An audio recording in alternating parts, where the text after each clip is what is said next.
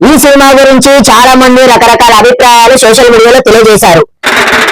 కానీ దర్శకుడి యొక్క అభిప్రాయం ఏమిటి, దర్శకుడు ఎటువంటి కథను ఎంచుకున్నాడు, కథను ఎలా నడిపించాడు, హీరో హీరోయిన్ పాత్రలు ఎటువంటివి, వారికి ఏదైనా సమస్యలు ఎలాంటి సమస్యలు ఎదురొచ్చినప్పుడు ఎలా ఎదుర్కొన్నారు వాటిని, చాలా మాటల్లో చెప్పలేని భావాలను చిన్న చిన్న చర్యల వల్ల చూపించాడు.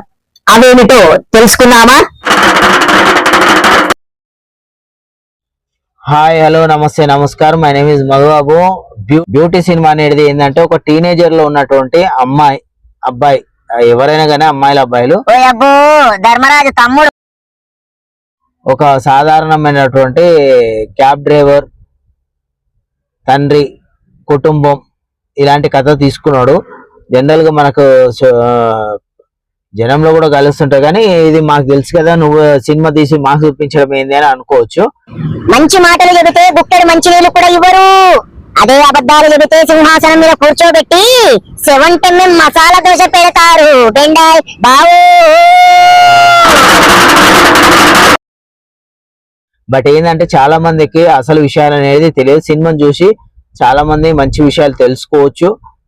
ఎటువంటి గొడవలు ఎలా జరుగుతాయి, ఏం జరుగుతుంది, టీనేజ్ లో అమ్మాయిల ఆలోచన ఎలా ఉంటది, ఒక తండ్రి ఒక కష్టం ఏమిటి అనేది, తల్లి పడే తపన ఎటువంటిది అనేది, ఇవన్నీ కూడా మనం సినిమాలో చూసినప్పుడు కొన్ని కొన్ని ఇంట్లో చూడలేము. వాళ్ళు చెప్పేది నమ్మొద్దురు, సినిమా వాళ్ళని అబద్ధాలే చెప్తారా, సినిమా వాళ్ళు దేని దోచుకుంటున్నారా రైడా.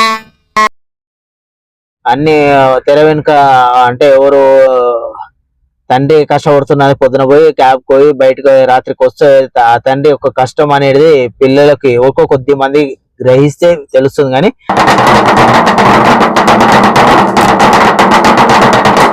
జనరల్ గా కాలేజీలలో వెళ్ళి కాలేజీలో చదువుకునే స్కూల్లో చదువుకునేటటువంటి పిల్లలకి సరదాగా ఎదుటి వాళ్ళు బాగా డబ్బులతో తిరిగేటటువంటి పిల్లల్ని చూసినటువంటి వాళ్ళకి ఎలా కలుగుతుంది అనేది హీరోయిన్ పాత్ర అనేది చూపించడం జరిగింది.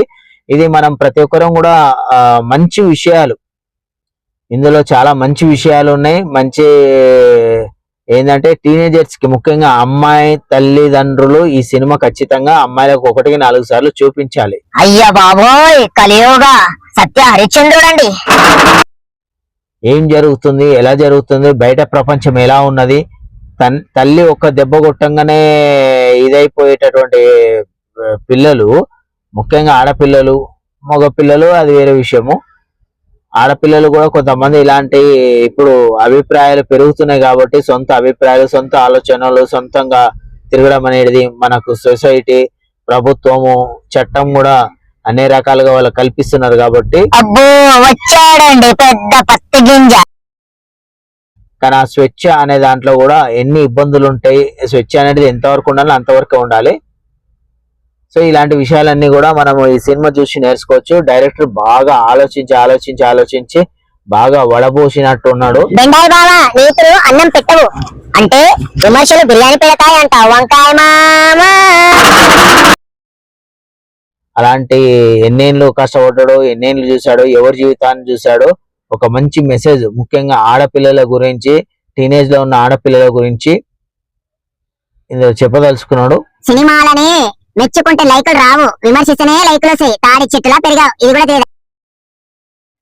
చూసి మీ అభిప్రాయం కింద తెలియజేయండి. ప్రతి ఒక్కరు కూడా చూడాల్సినటువంటి సినిమా ఇది. ఎంజాయ్మెంట్ ఏది ఆలోచించకుండా పోతామండి, సినిమాలా చూస్తాము, ఎంజాయ్ చేసి వస్తాం అనుకుంటే ప్రాబ్లం లేదు. కానీ కొంతమంది సినిమా అనగానే మాకు ఈ 100 పెట్టినాం, 200 పెట్టినాం, టికెట్ పెట్టినాము, మాకు ఈ టికెట్ వల్ల ఏం ప్రయోజనం ఉంది, ఏం ఆలోచన ఉంది, దీనివల్ల ఏం ఉపయోగం ఉంది మాకు సినిమా అనేటటువంటి వాళ్ళకి నేను చెప్పే మాటలన్నీ కూడా,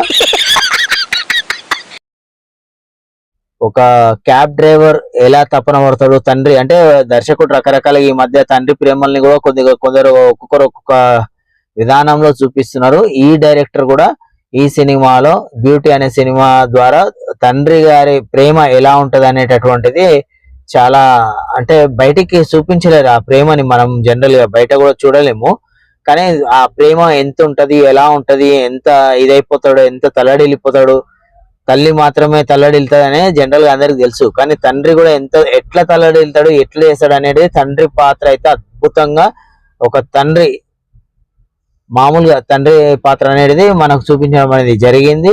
అయ్యో వచ్చిందండి నీతుల ట్యాంకర్. తర్వాత ముఖ్యంగా ఆ టీనేజ్ అమ్మాయి ఏదైతే ఉంటుందో మనకు ట్రైలర్స్ లో కూడా ఇచ్చారు కదా ఒక డైలాగు, మీ నాన్నగారు నీ కోరికలను తీర్చడానికి కలెక్టర్ కదమ్మా అంటే, కలెక్టర్ లాగానే ఉండాలి కానీ కలెక్టర్ లాగా వాగ్దానాలు చేయడం ఏంటి అని, ఏదో ఆనందం కోసం సంతోషం కోసం ప్రయత్నం చేస్తాడు. ఒక్క బైక్ మీద వస్తుంది, అదే టూ వీలర్ ఇప్పిస్తాను అని చెప్పి ఏదో అంటాడు, ప్రయత్నం చేస్తుంటాడు. అతనికి వచ్చేటటువంటి ఆదాయంలో ఈ ఖర్చులు, నెల ఖర్చులు, ఫీజులు ఇవన్నీ పోతూ పెద్దగా మిగిలవు.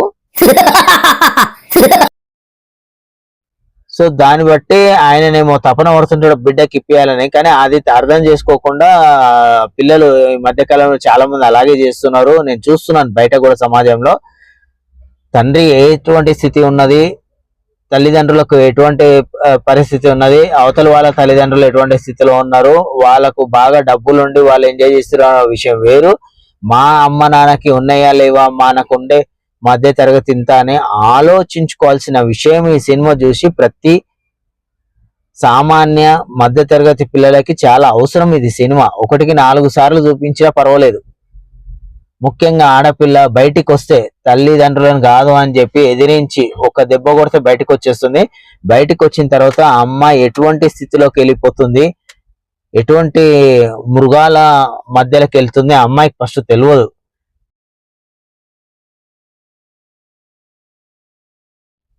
తెలియనంత వరకు హ్యాపీగా ఉంటుంది.